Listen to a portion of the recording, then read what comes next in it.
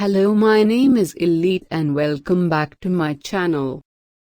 In this video I will explain the word morgue, its meaning, definition and the example. Morgue. The definition of morgue is a building or room where dead bodies are kept before their proper burial or cremation. The synonyms of morgue are funeral home, dead room, mortuary, corpse. Now let me show the example of morgue word in sentences are: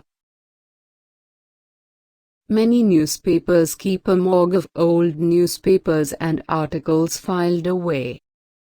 What was once a vibrant and rich country has become a morgue. The bodies were pulled out this morning and taken to the local morgue.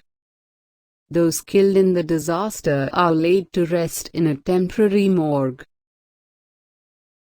Please like, share, subscribe and support my channel. That's all for this video. See you in next video.